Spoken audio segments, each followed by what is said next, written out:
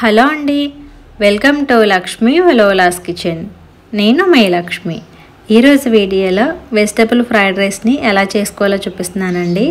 ఈ fried rice చేసుకోవడం చాలా ఈజీ అండి అండ్ చాలా టేస్టీగా కూడా ఉంటుంది.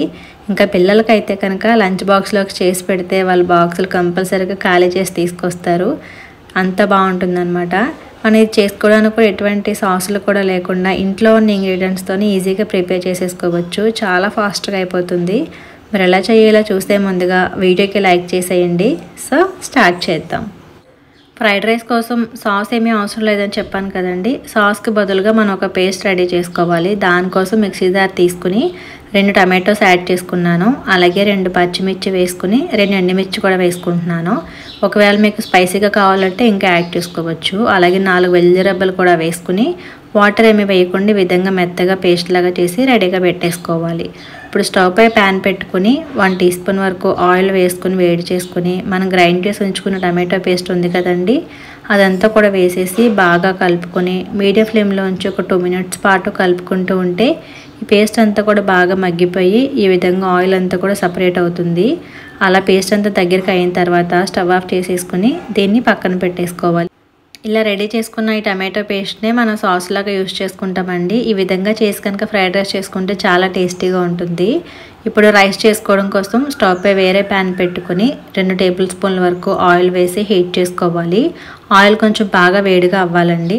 ఇప్పుడు 1 టేబుల్ స్పూన్ వరకు వెల్లుల్లి తరుగుని యాడ్ చేసుకొని ముందుగా వీటిని వేయించుకోవాలి. వెల్లుల్లి ఎంత ఎక్కువగా వేసుకుంటే అంత బాగుంటుంది. నచ్చితే ఎక్కువ వేసుకోవచ్చండి. అవి బాగా వేగిన తర్వాత ఒక ఆనియన్ కూడా సన్నగా పొడవుగా కట్ చేసి వేసుకుంటున్నాను. పిల్లలకైతే కాస్త తగ్గించి వేయచ్చు ఆనియన్. అది పెద్దవాళ్ళు అయితే కనుక ఎక్కువగా వేసుకుంటే ఇంకా టేస్టీగా అనిపిస్తుంది. ఇప్పుడు ఒక 2 పచ్చిమిర్చి కట్ చేసి వేసుకున్నాను. అలాగే కట్ చేసి ఉంచుకున్న క్యారెట్ ముక్కలు కూడా 1 కప్పు వేసుకుని క్యాబేజీ తరుగు కూడా ఒక 1 కప్ వేసుకున్నానండి. ఈ వెజిటేబుల్స్ మీకు ఎంత కావాలంటే అన్ని వేసుకోవచ్చు. అలాగే క్యాప్సికమ్ కూడా ఒక 1/2 కప్ వరకు యాడ్ చేసుకున్నాను. ఇవన్నీ వేసుకున్న తర్వాత హై ఫ్లేమ్లో ఉంచుకుని వేయించుకోవాలండి. మరి ఎక్కువ కుక్ అవ్వకూడదు అనమాట.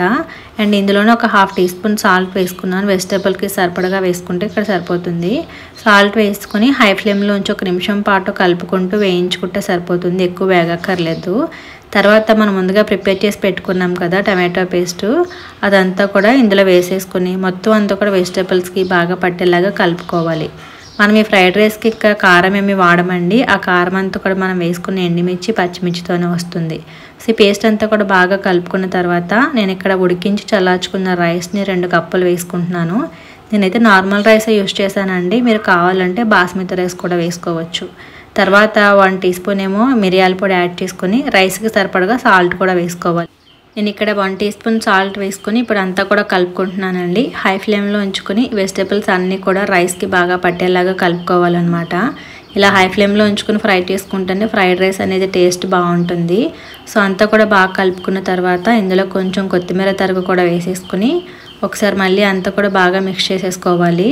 ఇలా కలుపుకున్న తర్వాత ఒకసారి మనం సాల్ట్ అనేది చెక్ చేసుకోవాలండి. ఏమైనా కావాలంటే కనుక సాల్ట్ యాడ్ చేసుకోవచ్చు. ఒకవేళ స్పైసీనెస్ తక్కువగా ఉందనుకుంటే ఇంకొక 1/2 టీ స్పూన్ మిరియాల పొడి వేసుకుంటే సరిపోతుంది.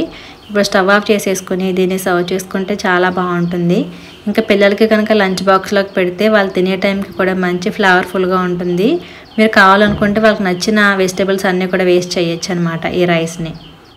చూసారు కదండి, ఎటువంటి సాస్ అవసరం లేకుండా ఫ్రైడ్ రైస్ ఎలా చేసుకోవాలో. మీరు ట్రై చేసి మీకు ఎలాగొచ్చిందనేది నాకు కామెంట్లో చెప్పండి. మరి వీడియో కనుక నచ్చితే లైక్ చేసి మీ ఫ్రెండ్స్కి కూడా షేర్ చేయండి. ఫస్ట్ టైం చూస్తున్న వారు తప్పకుండా సబ్స్క్రైబ్ చేసి నాకు సపోర్ట్ చేయండి. Thank you for watching.